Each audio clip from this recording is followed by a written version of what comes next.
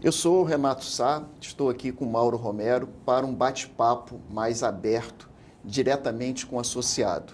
Nós temos sido abordados, Mauro, com a dúvida dos associados em relação ao que nos motivou a inscrever uma chapa de oposição à atual situação da Febrasgo.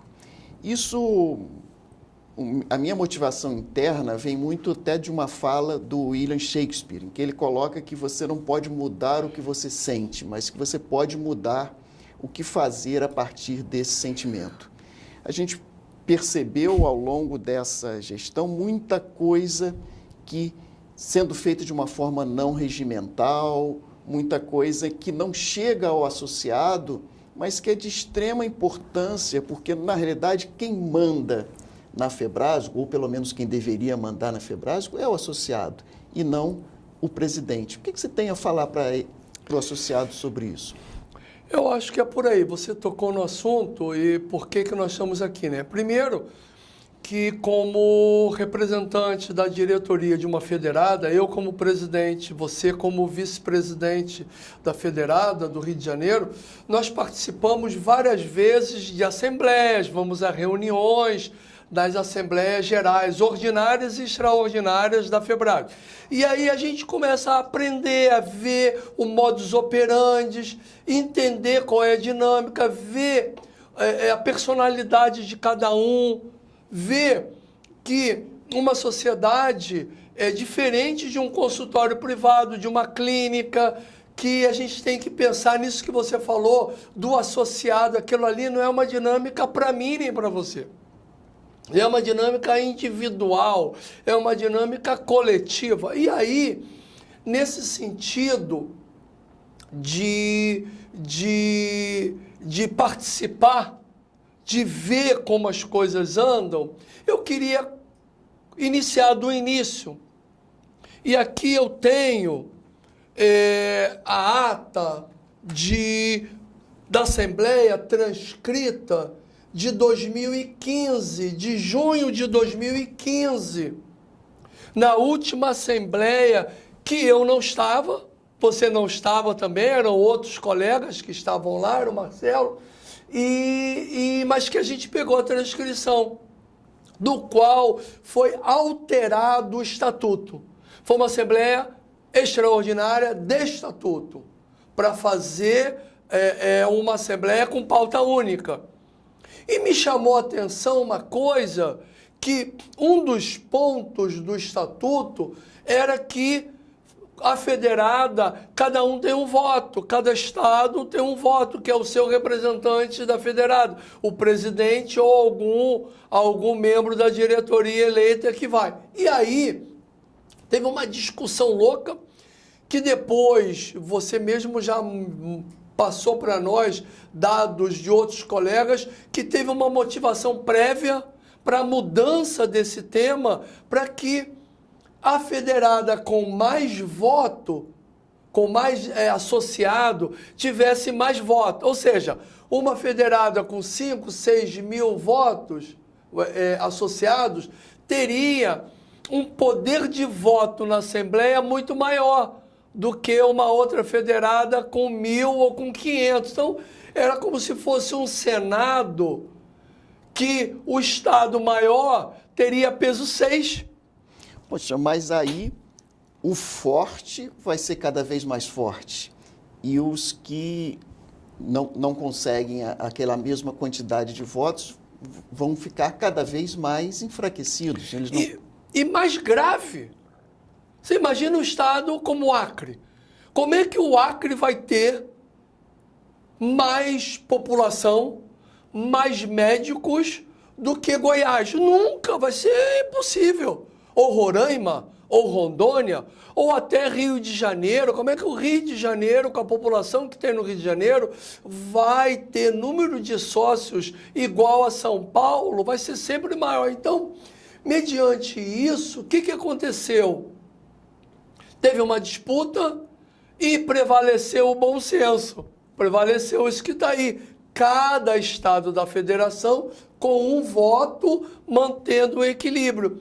E que me chamou a atenção, está aqui, é que, na época, o César Eduardo Fernandes, que era diretor da SOGESP, que tinha sido presidente, mas que ainda era diretor ativo da SOGESP e presidente eleito da Febrasgo, ele já era eleito e assumi em janeiro, essa assembleia foi em junho, ele era diretor, ex-presidente da SOGESP e presidente eleito da Febrasgo. E olha o que está escrito, isso é transcrição, não sou eu que estou falando, transcrição.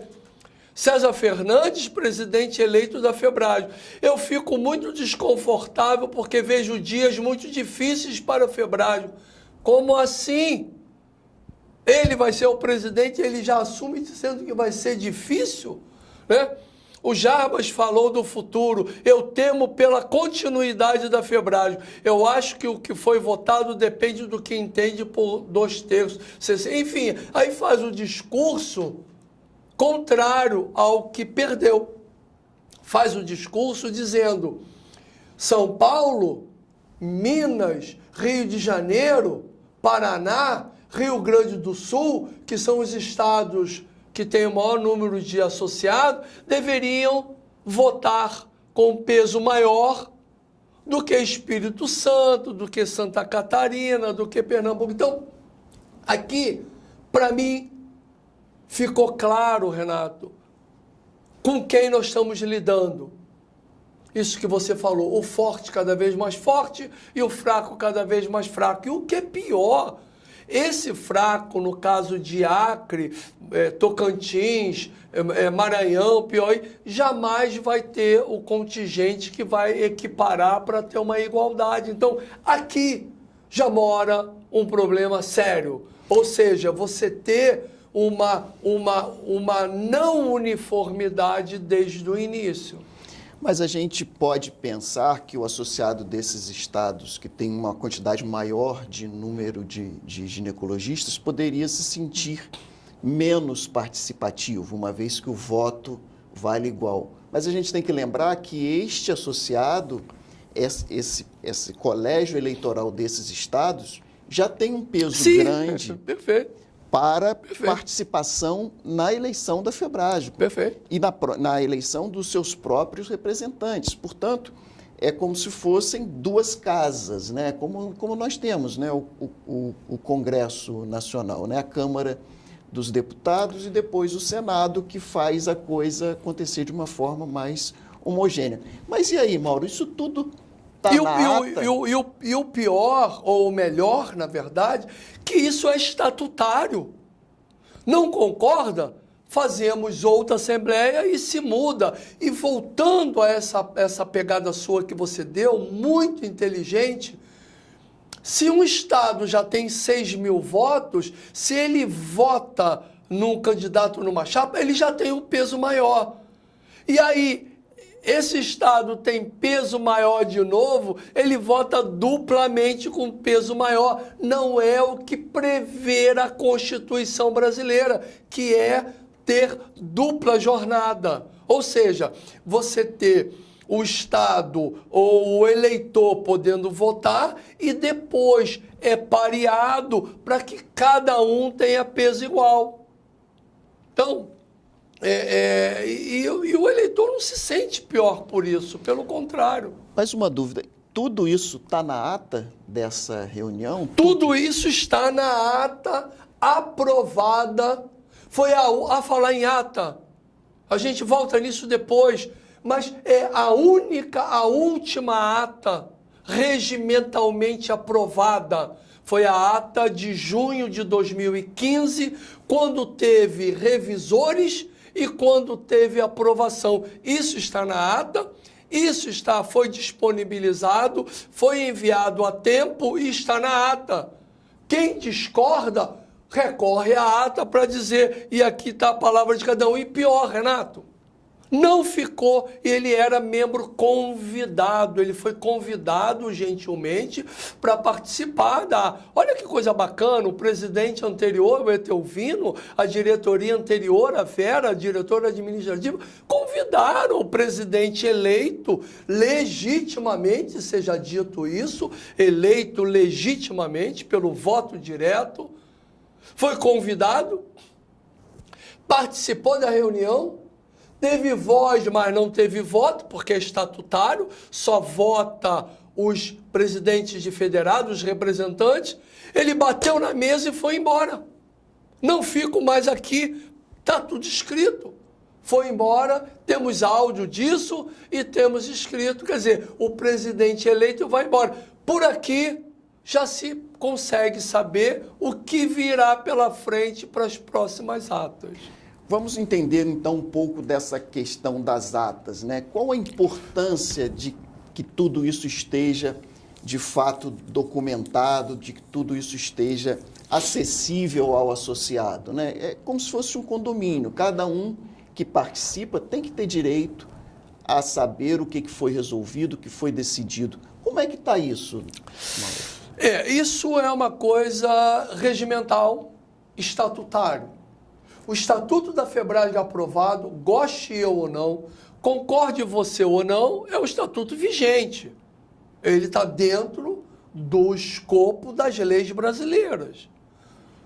E no Estatuto diz, no regimento diz, que toda Assembleia Geral ordinária e extraordinária, ela no final, as federadas devem indicar 4 membros que estiveram presentes na Assembleia o tempo todo. Para quê? Para poder escutar a gravação, tudo isso é gravado, 2 dias de gravação, às vezes 1 dia, mas normalmente as Assembleias da FEBRASG são 2 dias, tem muita pauta. A Assembleia indica 4 membros que vão ter o trabalho de receber da diretoria administrativa a transcrição, tudo é gravado, uma empresa grava, ou a mesma ou outra, transcreve o que está ali, e você tem o áudio e você tem a transcrição. Essa é a transcrição da primeira Assembleia da diretoria atual, no qual o presidente, o doutor César, e o diretor administrativo, o nosso colega Marcelo Burlá, que era o diretor administrativo. Então, esta ata de 2/7 de 2016 foi distribuído como manda o Estatuto. Até 90 dias tem que ter transcrição. Eu estava presente, mas eu não conhecia o Estatuto. Me desculpe, eu não conhecia o Estatuto, não tinha lido o Estatuto na sua íntegra. Depois é que eu aprendi e li o Estatuto. Porém, aqui, nesta transcrição, no final da transcrição, fácil, está aqui, disponibilizada para quem quiser, isso é público, foi distribuído.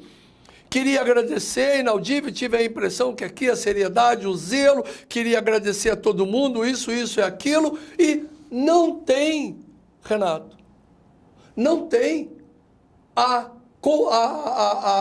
determinação, a eleição de 4 revisores.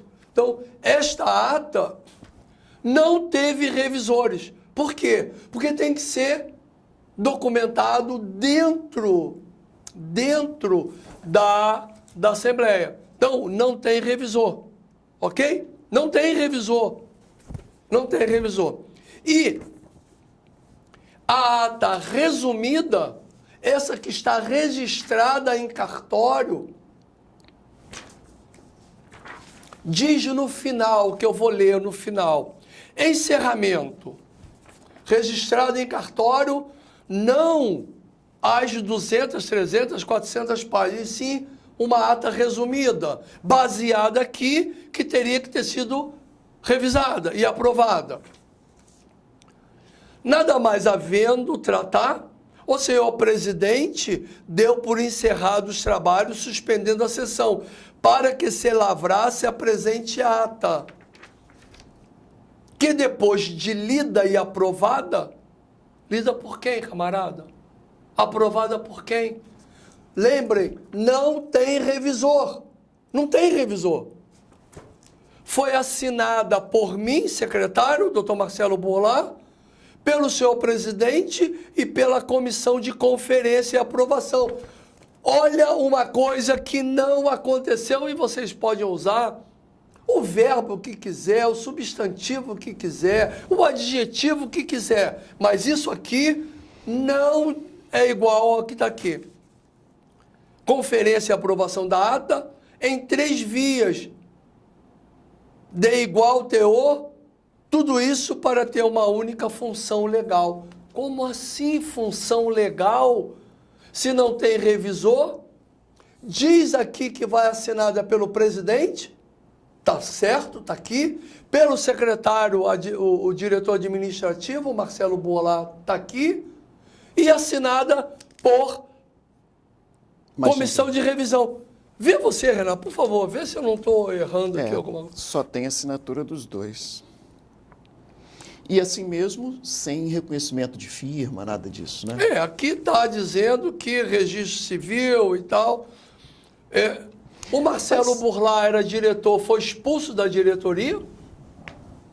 Não sei, houve lá alguma coisa, ele acabou por dentro. Agora, foi a única assembleia, e a gente tem que registrar, que teve transcrição. Ué, mas nas assembleias seguintes não teve mais transcrição? Não teve. Ou seja, ao invés de corrigir o erro da primeira, esse erro se agravou? Se agravou nas atas de 2017 e nas atas de 2018.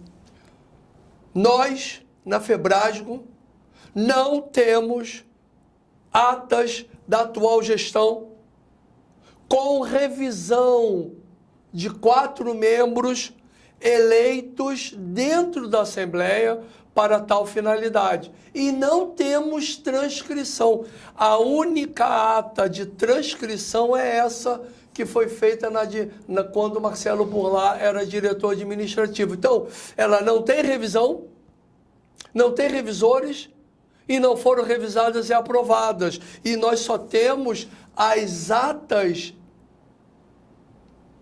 resumidas. Mas espera aí, Mauro. Se o associado que está nos assistindo quiser ter acesso a essa transcrição existe. Ele pode pegar essa transcrição e conferir isso. Pode ou não pode? Nós, como diretoria de uma federada, não temos.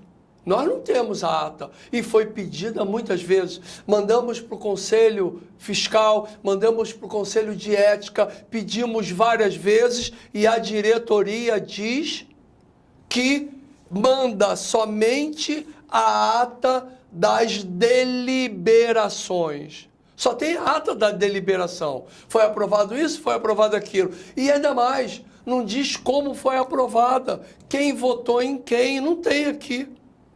Então, nós não temos a ata transcrita, isso tudo, pessoal, não é loucura de cada um nosso aqui, não. Isso é estatutário. Está no estatuto que em 60 dias tem que ter transcrição, e em 90 dias tem que mandar para todas as federadas, que no final da Assembleia tem que ter 4 revisores, eles têm que olhar. E, Renato, nada é tão ruim que não possa piorar. Sabe qual o documento que existe ainda? Não.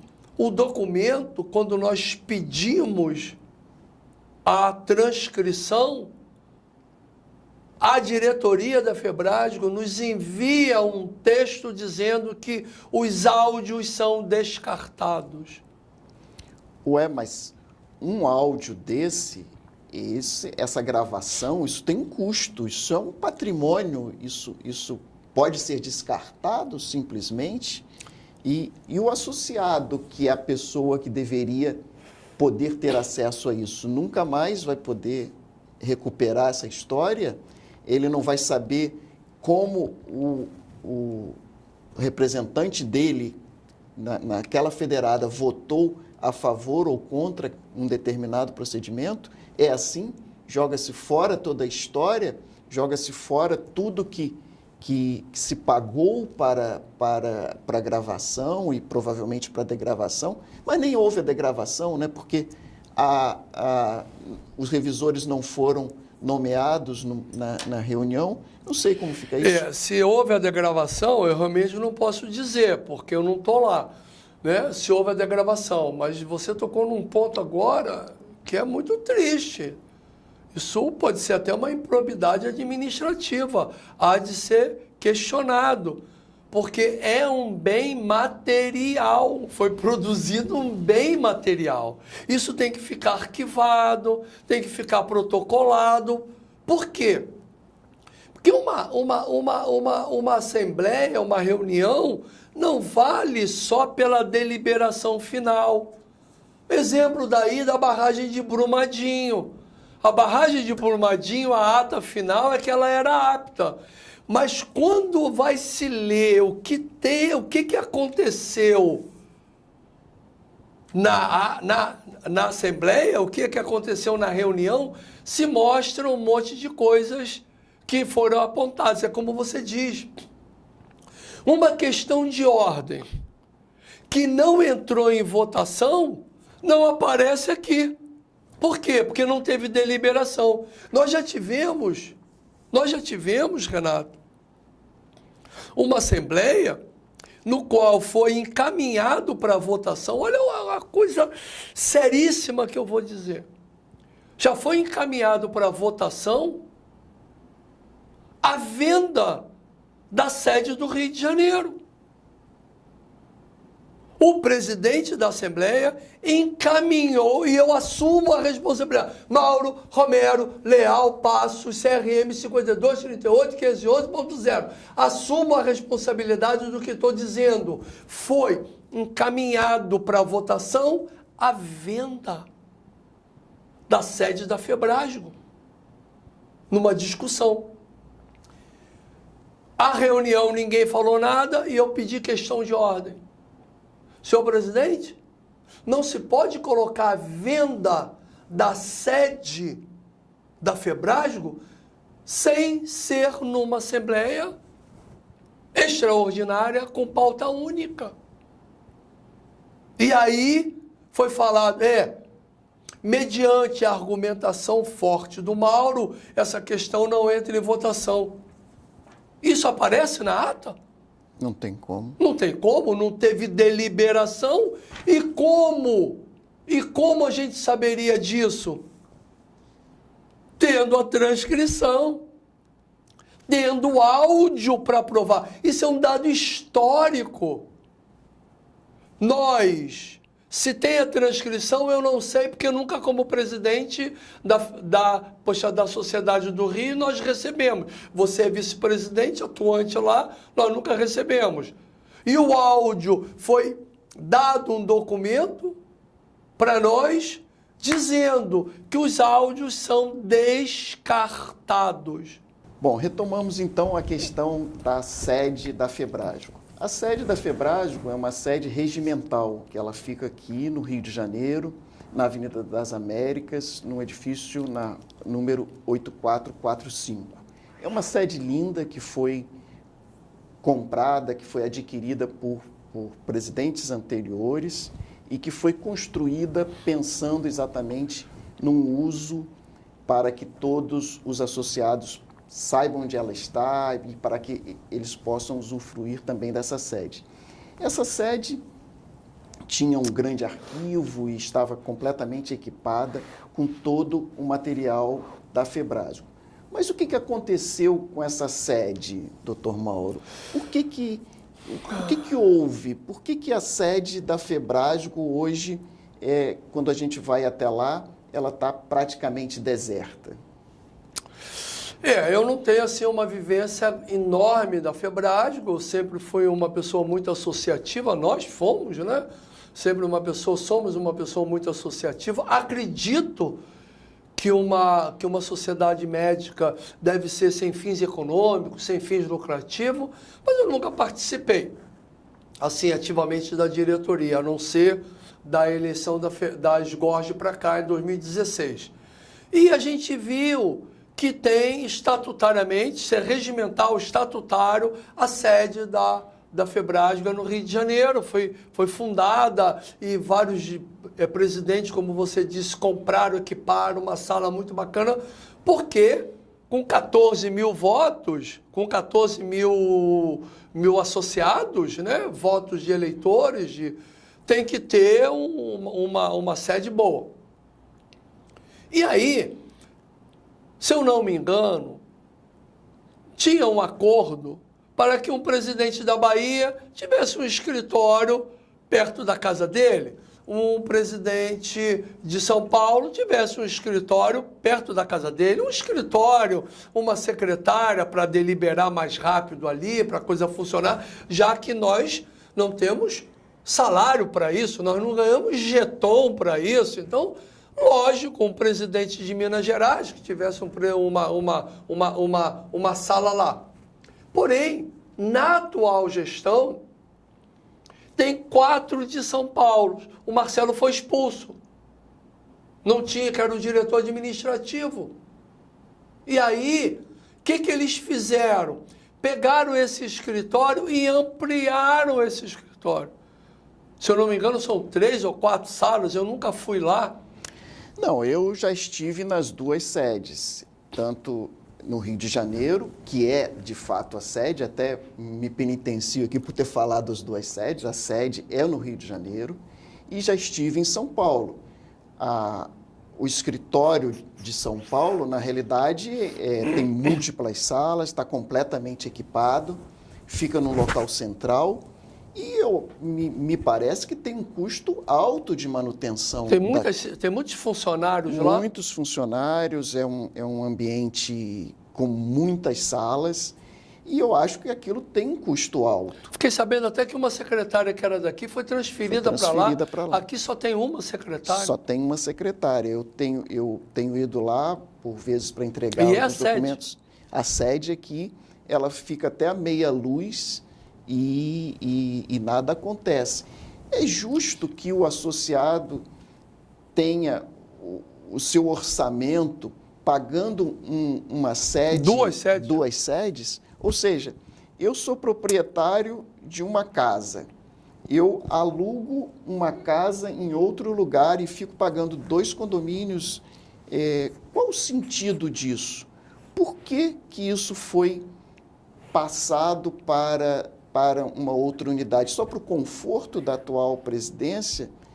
Por que isso não foi discutido de uma maneira mais ampla com todos os associados? Na verdade, foi discutido.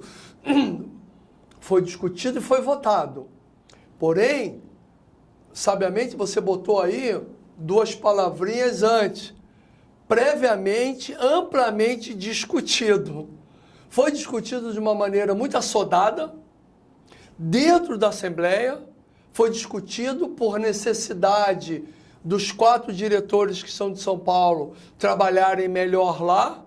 Acho que faz um sentido, né, ter um escritório um pouco melhor nessa administração, porque tem 4 colegas de São Paulo, porém, não dessa maneira que você está falando, que eu não conheço. Não dessa maneira que colocaram numa Assembleia, foi voto contra do Mauro Romero, foi voto contra do Elias de Alagoas, e teve uma abstenção, se eu não me engano, do Coridon, do Espírito Santo. E a Assembleia votou para que a atual diretoria tivesse um escritório mais amplo lá. Eu argumentei, nós reclamamos, mas acabou passando. Quer dizer, há de se diluir também com todos os colegas da federada. Porém, eu queria dizer, isso que você citou, quer dizer, não foi amplamente discutido, não foi colocado no orçamento, e é claro que hoje o associado paga todos os 6, 7 condomínios daqui e os 5, 6 de lá, eu não sei, os funcionários lá. Então tem duas duas grandes sedes. E uma coisa que é pior, Renato, que você conhece isso, aliás, foi você que me chamou a atenção, que eu gostaria de devolver isso para você. Tem alguma sala fechada aqui? Fala para mim o que tem aqui no Rio de Janeiro, na sede. O que tem de uma estrutura maravilhosa, eficiente, que foi totalmente relegada a um abandono?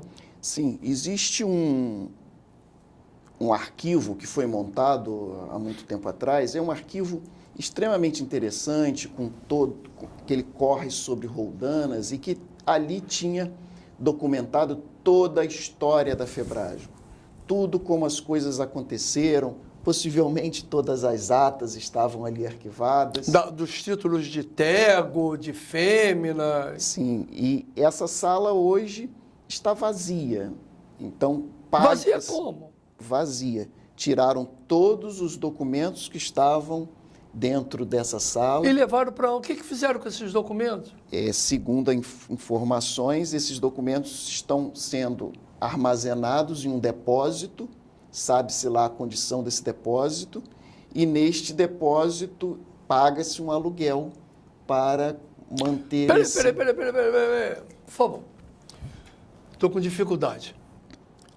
Tem uma sala dentro da sede. Que se paga um condomínio que se paga um condomínio. Que tem um arquivo daqueles mais eficientes possível, que corre de roldana. Ótimo. Esvaziaram, levaram para um armazenamento fora, paga lá, paga aqui, e quando se quer o documento, faz o quê? Bom, a informação da secretária é que tem que ir lá buscar o documento e trazer de volta para dentro da Febrasgo. Ou seja, é uma coisa completamente impensada e muito da história... Ou mal pensada, ou pensada com algum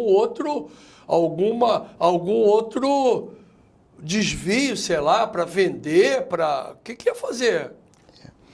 E o mais grave disso tudo é que não está se perdendo só esses documentos, né? Porque eles estão arquivados e a gente não tem muito bem o controle do que tem lá. Mas muito da história da Febrasgo, né? A história das pessoas conta o que elas são e como elas chegaram até onde elas estão. E a Febrasgo tem uma história muito rica, que está sendo praticamente apagada com a atual gestão. Haja visto o próprio site. No site da Febrasgo não se fala das gestões anteriores, não se fala do que aconteceu antes, mudou-se a logomarca, sem também uma discussão ampla sobre isso, há um custo, a meu ver, deve ter sido um custo alto, porque a empresa é uma empresa de nome, mudou-se. Então, tudo o que a gente tinha de história da Febrasgo, a história que foi criada, né, que foi trabalhada por pessoas de renome nacional, vai sendo espalhada ao gosto de quem está lá na presidência hoje. Lembrando, mais uma vez, como a forma que nós começamos. Quem tem que coordenar isso é o associado.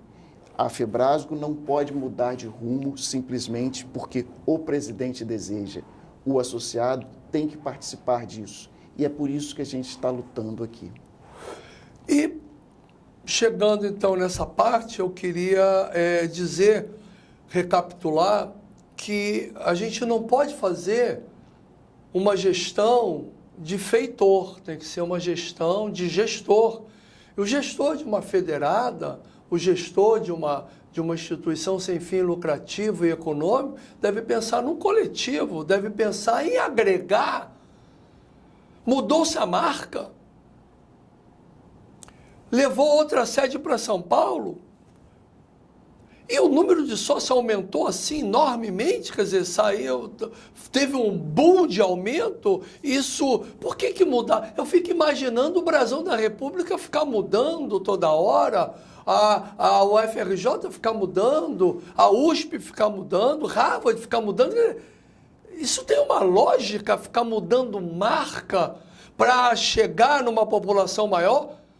O número de associados teve um aumento assim substancial a ponto que a gente possa dizer, não, saímos de 14 mil para 20 mil ou saímos de 14 mil para 14 mil? Infelizmente nada mudou. Ou seja, foi empenhado um dinheiro do associado que poderia ter sido revertido para o próprio associado ou para as federadas, para que fizesse chegar aos associados e de fato nada mudou. Mas nesse minutinho final, conta pra gente sobre os elefantes. O elefante surgiu numa argumentação no qual eu fiz uma crítica à região sudeste, porque numa assembleia teve lá, cada região falou dos seus feitos, dos presidentes, dos vice-presidentes, e ninguém mostrou nada. E o vice-presidente da região Nordeste me chamou a atenção que ele falou assim, na fala dele, não, nós ficamos dependendo também da demanda das federadas. E eu gravei aquilo, falei, pô, legal. E eu tinha conversado com o vice-presidente da região Sudeste, que é o Aguinaldo, que é, aliás, até o candidato à presidência depois da chapa. E eu falei numa viagem, a gente estava fora, eu falei, poxa, Aguinaldo, precisamos fazer algo, precisamos ter uma reunião, precisamos fazer um evento no Sudeste, nossa região é forte, e aí acabou não saindo nada. Só para vocês terem uma ideia, a região Sudeste, em 4 anos, os 4 presidentes das regionais, São Paulo, Espírito Santo, Minas, Rio, nunca tiveram um café. Nunca batemos papo num café, nunca tivemos uma reunião. E eu fiz essa colocação, dizendo que a gente nunca tinha feito um papo, que a gente não fez um evento, nunca fez nada, nunca teve uma reunião, nunca teve um projeto, uma proposta. E aí eu fui chamado a atenção, porque eu estava falando pelas costas, e eu falei, olha, mas eu avisei para o Aguinaldo que eu iria falar isso, a gente ligou antes. Falei, Aguinaldo, a gente tem que fazer alguma coisa. Pois bem, eu comentei isso e fui chamado a atenção em público, que eu estava falando pelas costas. Isso tudo eu não posso provar, porque não tem ata transcrita, isso não foi deliberado. Então, ou vocês acreditam na minha palavra, ou então nós temos que judicializar para ter a ata. Ok? Mas os outros colegas sabem. E eu aí pedi a palavra e falei. E falei que eu me sentia, e meu comportamento, e hoje em dia é muito mais tranquilo você entrar no Facebook, no Google e tal, e ver quem é o cara. Ver a família dele, time que ele torce, se ele apoiou A, se ele apoiou B, se ele fez isso ou fez aquilo, tem muita coisa ali.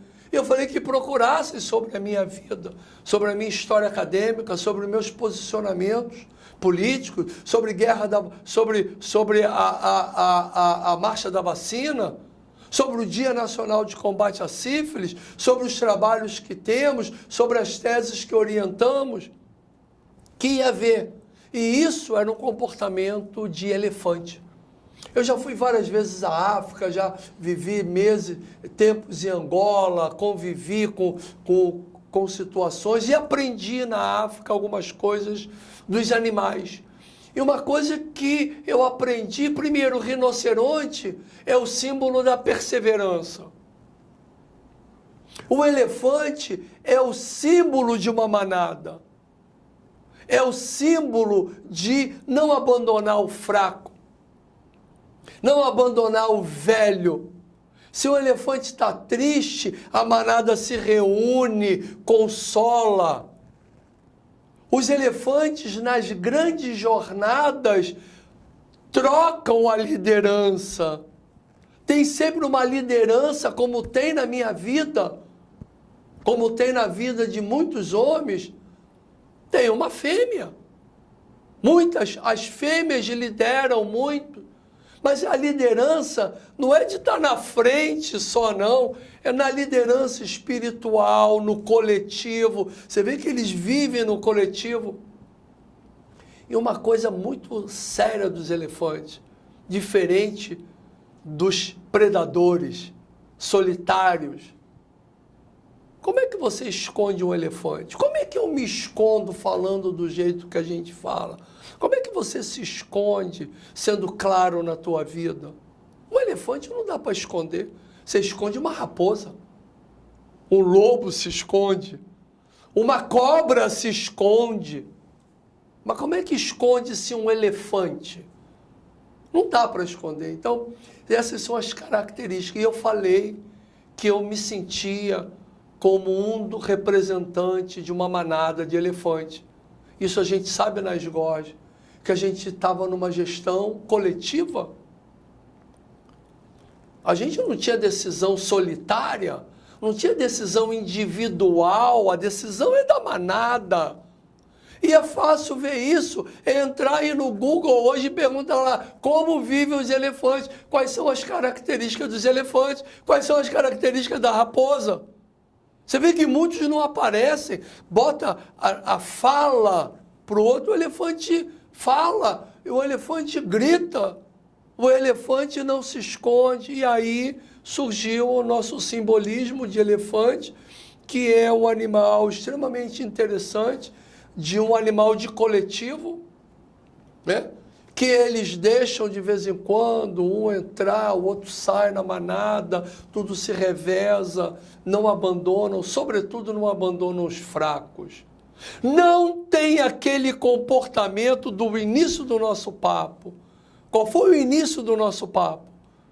Fortalecimento do forte.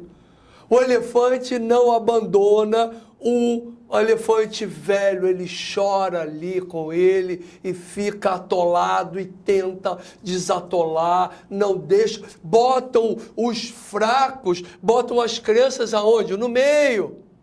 Pega a Roraima, bota no meio. Pega o Acre, bota no meio.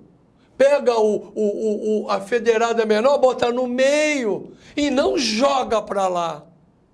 Só pegando o grande, só pegando o macho bonito ou a fêmea bonita. Então esse é o grupo dos elefantes, no qual cada vez mais eu me sinto feliz e a gente vai falando, vai se comunicando e vai tentando transmitir para que a nossa manada fique cada vez mais forte e que a gente tenha uma transformação, como aquilo que você falou no início, que eu acho que valeria a pena repetir agora, quer dizer, aquela frase, né?